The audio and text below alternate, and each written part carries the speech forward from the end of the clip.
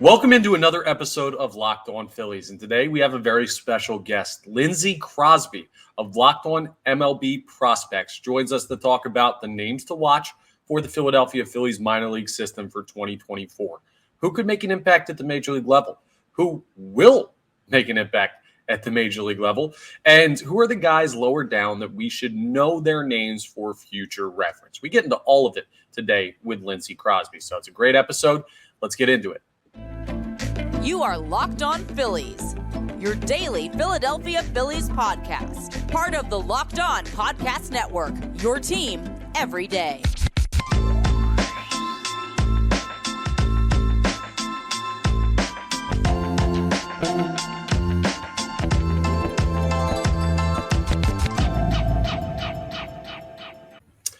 All right, welcome into a very special crossover episode of Locked On Phillies and Locked On MLB Prospects. And Lindsay Crosby, who hosts Locked On MLB Prospects, joins me today. And we've got a lot of interesting stuff to get into when it comes to the Philadelphia Phillies and who's the next generation up. We know they're set right now at the major league level, but there are some guys that are going to have to fill in when this wave of contracts goes to free agency. And Lindsay's the expert on all of this stuff. Real quick before we get in, please make sure you're rating, reviewing, subscribing to both my channel here on Locked On Phillies and Lindsay's on Locked On Prospects on YouTube. And also today's episode is brought to you by FanDuel. Make every moment more. New customers join today and you'll get $200 in bonus bets if your first bet of $5 or more wins. Visit FanDuel.com/LockedOn to get started. Okay, pleasantries out of the way. Tell me what's up with the prospects to keep an eye on in 2024 for the Phillies, Lindsay. Okay, so I feel like we've talked about these guys a ton, right? But Mick Abel and Griff McGarry, like those are some of the big names. Obviously, this rotation's set at the major league level. And so you really have kind of that ideal scenario of you can let these guys cook in the high minors. You can still tweak things. McGarry went on the development list late last year to work on some stuff. And you're just waiting on that final click where everything all of a sudden falls into place. And talking to some folks inside the organization, they feel like Abel's had that late in the year and in the offseason, and McGarry's that close. But when you look at the weapons and what they can do, Abel's throwing 4-seamers and 2-seamers in the high 90s. You've got the slider, the changeup, the curveball, and he's throwing strikes at a 60% rate. So it feels like the walk rate should be better than 14%. It's a little bit of disconnect there, mechanically disconnect with some of the sequencing, and some of that's just bad luck too. I think that's going to work itself out. Griff McGarry's a little bit farther away. It's similar high caliber stuff. The fastball's in the upper 90s. He's got a sweeper and a cutter, which is a great combination for guys to have. Curveball, changeup, but his strike throwing's in like the 50-something%. So a little bit more work to do there, but they're both that close. And if the offseason went right, you could see them. And then there were some really intriguing outfielders in the higher minors that I think that you could see if everything goes right. Like Simon Muzzioti's a diet version of Brandon Marsh without the giant beard, right? Right. Most teams, a left-handed hitting outfielder who can make contact in the zone at a 91% rate is going to be up in the majors. It's just hard because he doesn't have amazing power and the defense isn't amazing. And so it's hard to fit him anywhere but left. Like it's kind of the issue there, but you've got outfield options. You've got pitching options. Orion Kerkering is amazing. You're going to see him all year this year. It's just a matter of figuring out where at the major league level can we fit them. And then you're in that really frustrating area of you're a World Series contending team, right? And so you can't afford to really let a guy learn on the job at the major league level. They've got to be ready to go. And so there's a whole list of guys that you could see, but they have to perform right away because you can't afford to let them take their time to get ready. Yeah, absolutely. And if you're wondering, does Lindsay know what he's talking about? We had a conversation about Johan Rojas this time last year, and you saw what Rojas ended up doing for the Major League team. He came up late, but, that was a guy that was playing center field in the National League Championship Series. So, the impact is strange. You never know. Rojas broke the defensive run saved, calculation because he had an absurd single month that beat out a bunch of guys entire years. And so, it's it's sometimes kind of hard to figure out how do these guys fit in, but sometimes you have a feeling about a guy. Had a feeling about Rojas last year. I've got a feeling about Mick Abel, and I can't really put into exact words why I think it's going to all come together, but just talking to folks, watching as much film as I possibly can on him this week, because we're dropping the Philadelphia Phillies farm preview in its entirety on Wednesday the 31st.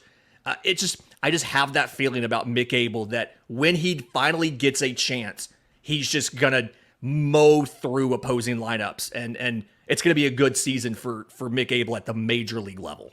Yeah, that's amazing to hear, because Dave Dombrowski, in his end of season media availability after they lost to the Diamondbacks, talked about Mick Abel, talked about Griff McGarry, obviously Andrew Painter, a great arm who's not available, recovering from Tommy John. But he talked about those other two guys, and he said, I don't know that they're quite ready to contribute yet. And we've heard him say that before. I mean, presidents of baseball operations are notoriously conservative on prospects to not set the bar too high. But it sounds like the Mick Abel hype train is growing a little bit as we get closer to spring training. So I'm excited for that. Yeah, it's the tools have always been there. It's just trying to figure out what is the change you have to make it work. And if you watch, it's something where he didn't necessarily have the right biomechanical connection between the upper half and the lower half. So he was doing more arm than full body pitching. And then his arm, his arm stroke's super long. And so that lends to control issues. And there's a lot of belief that he figured it out late in the year, that just a lot of that stuff clicked. Some of the changes that they made are going to work out. And we won't know until spring training. And obviously, like we said, really hard to break into this major league roster, but I feel like he's going to do it because the one thing this team seems to have prioritized is high octane stuff. The bullpen's got it, the lineup, the rotation's got it, and Mick Abel has high octane stuff. Yeah. Now, something real quick. I don't know if this is a guy that's on your radar for the major league team, because he's a bit older when it comes to prospects. But Rafael Marchand, as the third best catcher in the organization right now for the Philadelphia Phillies, Garrett Stubbs and JT Realmuto have locked down like the major league spots.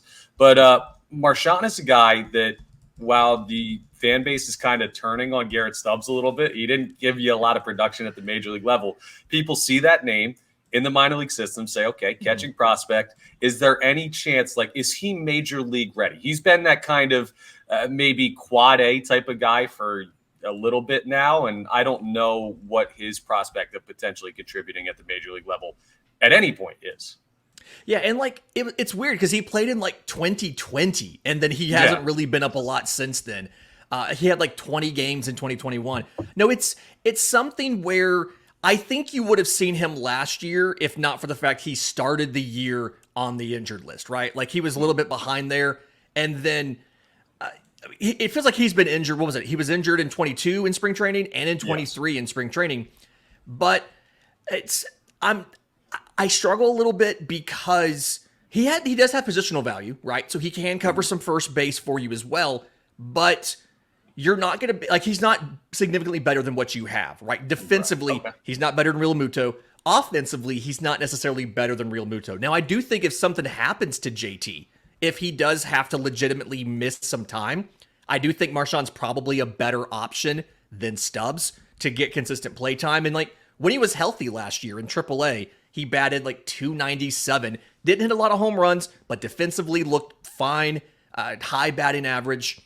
It's just it's hard to see him on the roster, maybe playing once or twice a week. It feels like he has a little bit more value playing every day in the minors.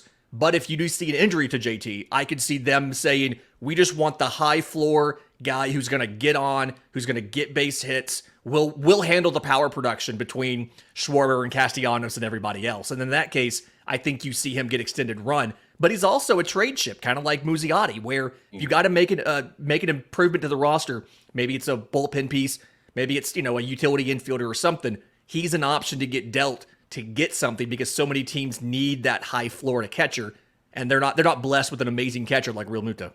I can't believe, while you're bringing up trade chips, that guys like Rincon and Muzziotti, McGarry, Abel, that they're all still here, that the Phillies have built a team so competitive without moving any of these chips. So maybe this is the year that you see Dave Dombrowski cash in a little bit on those prospects. But that's some great information on guys that are potentially available to be moved, potentially available to contribute at the major league level. I know I threw you a curveball with Marshawn there, You're good. with Garrett Stubbs and not producing this past year and Remuto getting older, I've gotten a bunch of questions about what the Phillies are doing at catcher. So I thought that was an interesting one. Now, coming up, we're going to jump into a conversation about the strength of the system as a whole, because there are some young prospects that are not remotely close to the majors right now, but are going to be impact makers for this organization in the future. And I know nobody knows them better than you, so we're going to get into that coming up. But first, I want to tell you about Factor Meals. Factor Meals are absolutely amazing. Before they even started advertising with Locked On, I used to eat Factor Meals, and it's so great. It's perfect. They have just awesome dietitian-approved meals that get delivered right to your door. There's over 35 meals to choose from per week, including options like keto, calorie smart, vegan, veggie, so much stuff. They taste amazing. Like, it legitimately tastes like you got a restaurant prepped meal right to your door that you just pop in the microwave and you eat. You don't have to go through the trouble of making it yourself. It's fast. It tastes great. Like, legitimately, you're going to try Factor Meals and you're going to say, how in the world did this just come out of my microwave? That's how good it tastes. And also, most importantly, it's cost effective. It's not expensive to do it like other meal services. So go ahead and you got to check out Factor. You head to factormeals.com/LockedOnMLB50 and you put that code in. You use code LockedOnMLB50. You'll get 50% off. That's code LockedOnMLB50 at factormeals.com/LockedOnMLB50 to get 50% off. All right. So when we talk about the strength of the Philadelphia Phillies minor league system, Lindsay, I know they're not winning any awards for top prospects in baseball, but they do have some interesting individual names. Who are some of those guys that are lower down in the minor league levels right now that are potential newsmakers in future seasons? So the way that I look at this system and some of how the talent breaks down is I've got you've got pitching, and obviously it's headlined by your Painter, your Abel, your McGarry, and things like that. But you've got guys farther down like George Clausen and Christian McGowan, Alex McFarland. And then you've got left side of the infield, a couple intriguing options there. And then you've got the outfielders led by Justin Crawford. So if you're looking at those infielders, Aiden Miller, Brian Rincon, William Bergolla, like three guys all listed as shortstops. Odds are they're probably not all going to stay at shortstop. I think it's pretty clear you're going to end up moving, like Bergolla stay at short. You're going to move Rincon to, Rincon's going to stick at short. You're going to move Bergolla to second. You're going to move Miller to third. But you've got three really interesting guys that all do multiple things really well. Aiden Miller didn't hit a home run after the draft, but his exit velocities were plus, right? 90th percentile exit velo of 105, which is above MLB average already. So, he has a plus arm. He's probably going to kick out to third because the range isn't great, but he profiles to have really good contact. It was like 91% in the zone and somewhere around plus power when he finishes developing. Rincon is really good at making contact. It's in the 80% on both regular and in the zone contact. And he's just a really good defender with a lot of patience. The power is not quite there, but at shortstop, that's a position where you'll take defense, you'll take the batting average, you'll take the speed, and you'll not necessarily insist on having amazing power. And then Bergola's a guy probably going to kick into second, but another guy, amazing contact. He had like a 97% in-zone contact rate. He almost never missed in the zone. Now, the power is not anything nearly like even average, right? It was something like 95 mile an hour was his 90th exit. It was his 90th percentile exit velo, where again the average is 103. But the speed is good, the arm is good. You're probably moving into second. You've got a whole 3/4 of your infield, and they're all in A ball, high A. They're all kind of down there together, and they're going to be able to come up. You're going to see them. Outfielders, obviously Justin Crawford's the big star. We all kind of know who he is, and know that he batted, his slash line was like 332, 392, 467 last year. It's a little bit absurd as far as how good Justin Crawford is. So I legitimately think, like, we throw around 5-tool player a lot. I think it legitimately could be a 5-tool player here. The issue, everybody says he has bad power. The actual power numbers are good, like his exit velocities and things like that. The issue is he hits like 70% ground balls. So you've got to fix that. That's the thing you have to fix. But if you can fix that, even get it to 50%, his power is going to be much better. And then he's somebody who has the ability, the physical tools to play a really good defensive center field. He's incredibly fast, and so he kind of makes up for not a perfect route with his speed and stuff right now. But you absolutely, he has the tools and the work ethic to become a plus defender in center field. And then obviously the contact's really good. He's like 88% contact in the zone. So again, 5 tools. You just got to get him to lift the ball a little bit. But behind him, there's a bunch of options for outfielders, depending on what you want. Maybe you want a power guy. Carlos De La Cruz has exit velocities of, his 90th percentile is like 109. It's absurd. Well, it helps being 10 feet tall. It helps being 10 feet tall. Now, the issue is he also has like a 66% contact rate, right? Like there's a reason he spent all year in AA. But like there's a lot of tools there. He can play first base as well. Gabriel Rincones, because there's a Rincon and a Rincones. It's not confusing at all. He's got really good power as well. He doesn't chase a ton, and his contact rates are pretty good. He's just like painfully slow. And so he's going to be a better defender than Kyle Schwarber, but he's closer on the Kyle Schwarber end of things in a right field or a left field than he would be on the other end of the outfield. So like you've got multiple options there. And then you're pitching. You just got a lot of younger guys. Christian McGowan's a guy coming back from Tommy John. Really curious to see what he does with a full healthy year. The velocity looked good on the sinker last year. He's got 2 different sliders, a sweeper and a gyro slider, so it's a great combination there. You know, love what he's doing. Again, I think George Clausen's a guy we're going to be talking about this time next year and saying he could be up there with those 3 pitchers and the Painter, the Abel, and McGarry as far as the highest ceiling pitchers in the organization. Just throws a ton of strikes, really good tools, and somebody that has just a ton of potential here. So your strengths, your starting pitching options, your strength is your outfield options for variety. You got guys who cover every position. Your strengths are that left side of the infield. But a lot of that is you have things to work on still. And so many of them aren't going to be able to help you in 24. Their plays down the road once some of these contracts expire or some of these guys get a little older, like maybe Trey Turner has to kick into second. Finally, you've got shortstop options down there in Rincon and Bergola and Miller to replace them. Well, that's important to have. And there's some names clearly that have a little bit of juice behind them. If you had to put like a grade overall on the Phillies farm system, what would you give it? Would they be like right around a C? It's probably a C or a C minus. I think it's not necessarily as deep as a lot of other teams, but at the same time, the major league team's in a position where you don't have to have a super deep farm system, right? Like you have a pretty good major league roster already. You're trying to supplement. You're trying to give you options as guys end up having to, they move on in free agency as they get older and have to change roles, things like that. So it's probably a C or a C minus. But that said, there's plenty of future contributors in here. And the good thing is the player development has shown that they're able to get some of these guys into their top form to get them to the majors. Yeah, and that's a credit to Dave Dombrowski for retooling, who's in charge of the minor league system a couple years ago. And I've got one more for you before we move on to just a general topic about other names to know. But this is an interesting hypothetical, and I want to know your thoughts on this. Okay. So we know Andrew Painter was an amazing prospect, listed high up in the top 100 before he had the elbow issues.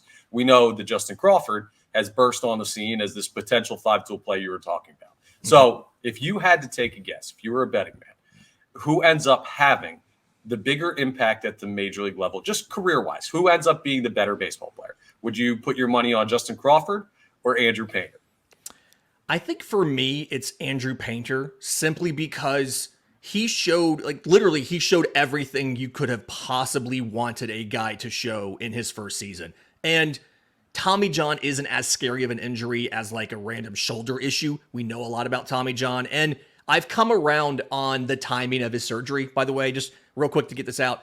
I was initially mad that they waited so long to rehab him before he had the surgery. Because I said, if you had the surgery in June, We don't see him in all of 2024. And in retrospect, I think that's kind of a good thing because now he can be towards the back end of that regular timetable to rehab and come back in 25 and hopefully be around for a full season of competition. So I've come around on that. But to me, they both have super high ceilings, but Painter, his only question really is health. How well does he come back from the Tommy John? How long does it take him to get back to form? Crawford, you have all of the tools, but you still have questions defensively about the reads, routes, reactions, offensively about the ground ball rate and can he elevate the ball? Because we say just elevate the ball. It's surprisingly tough to make that change, right? So I think given that, I'm leaning Painter over Crawford, but I think they both could be very good major leaguers for a long time.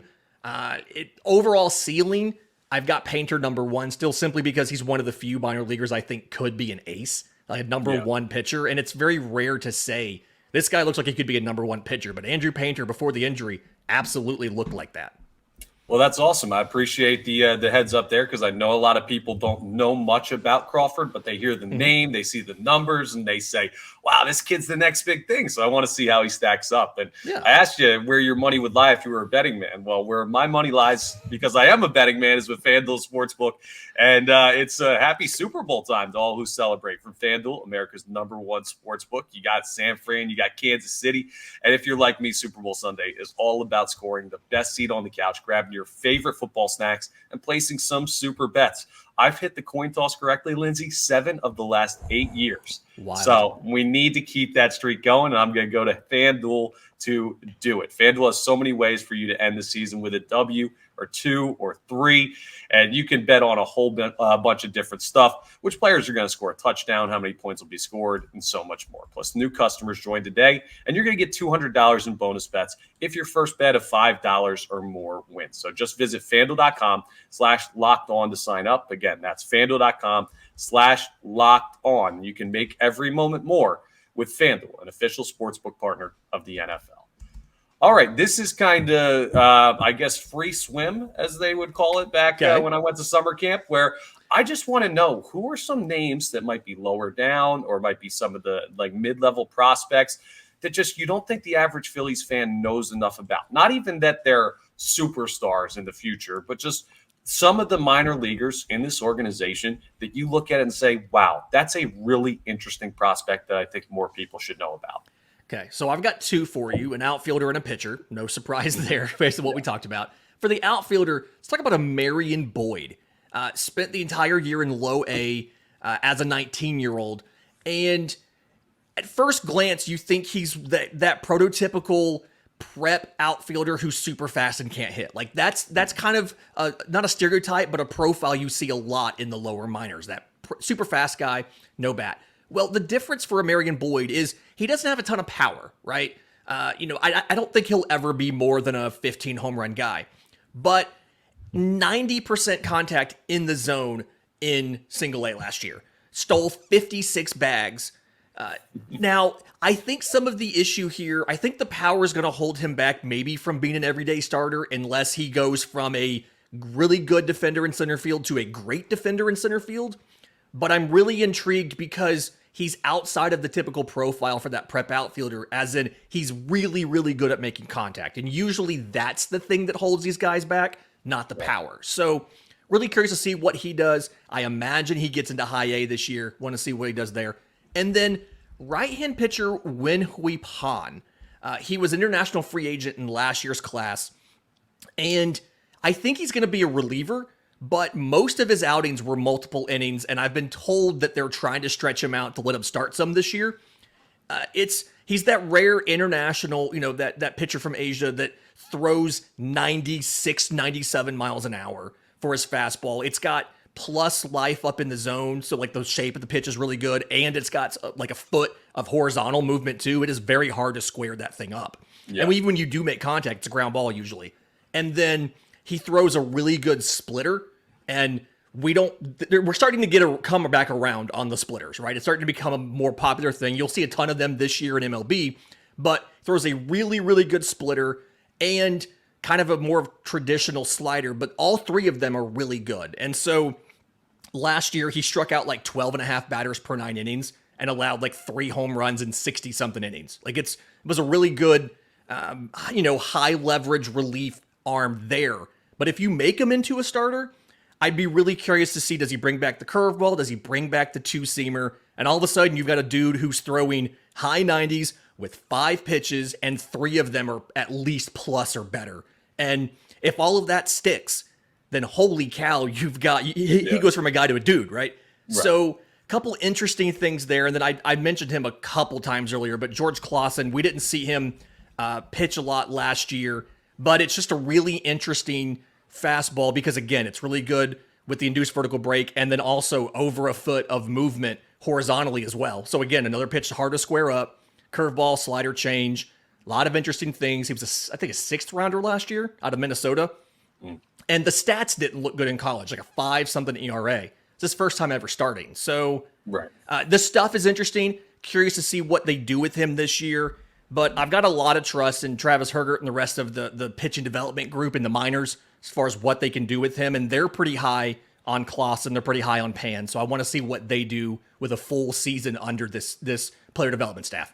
Yeah, the Phillies sneaky have gotten very good at developing players and pitchers in the minor league level. A lot of that credit goes to Dave Dombrowski for getting his guys where he wants them to be, the people taking care of that. And, of course, it goes to the individual coaches who are working every day down at the minor league level. So the Phillies are in a great spot. And while the major league roster is pretty stacked and set, eventually in the next couple of years, there's going to be that transition period. And these are the names you're going to look at. So, Lindsay, that's all been great stuff. There's one more thing I want to ask you for before we get you out of here. Okay. And it's the Orion Kerkering rise to prominence last year. That's like unheard of.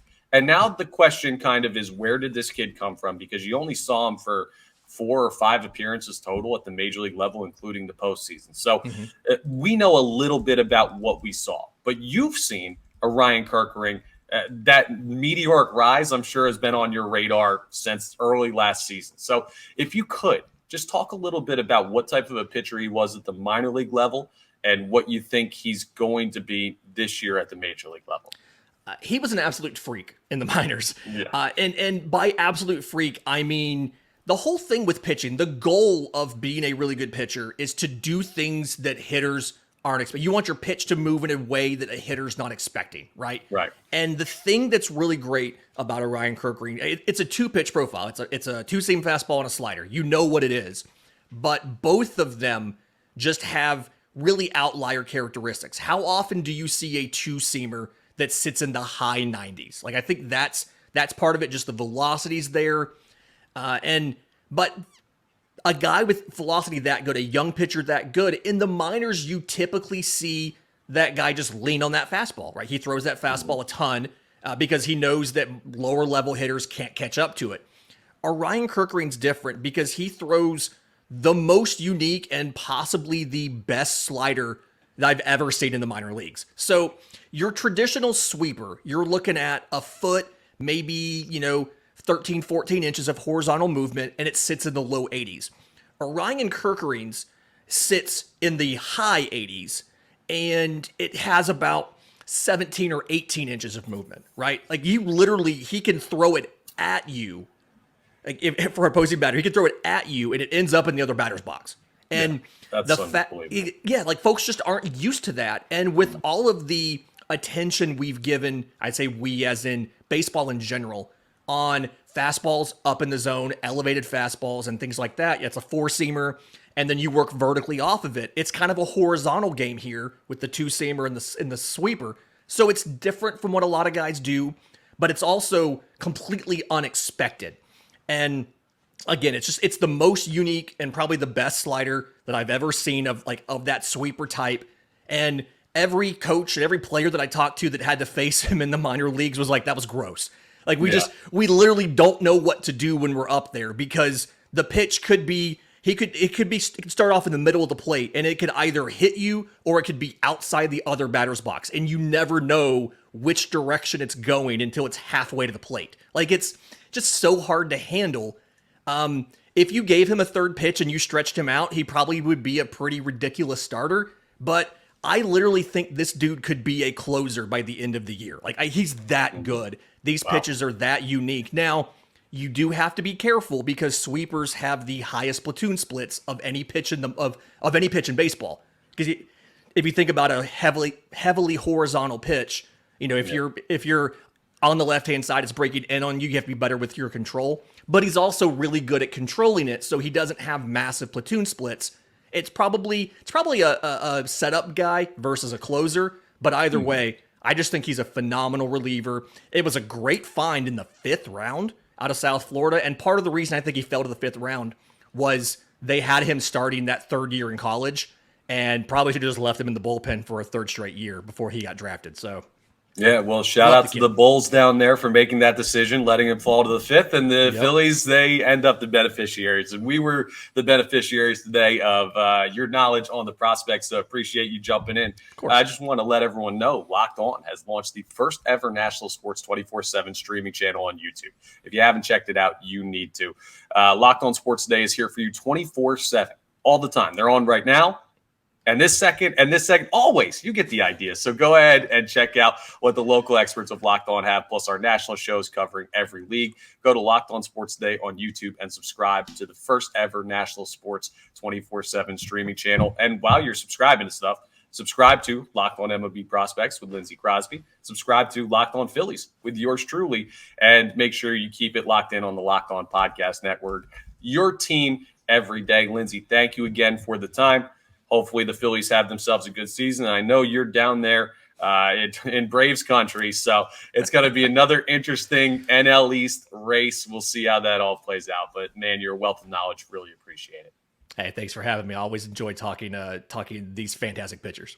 And we'll talk to you next time on our next episodes of Locked On MLB Prospects and Locked On Phillies. Well, that was a fun chat with Lindsay Crosby. Again, make sure you check out his work on Locked On MLB Prospects. And, of course, stay tuned to Locked On Phillies for more great stuff. Tomorrow, our mailbag episode. Got a lot of questions I want to answer from listeners out there, so we'll get into all of that on the next episode of Locked On Phillies.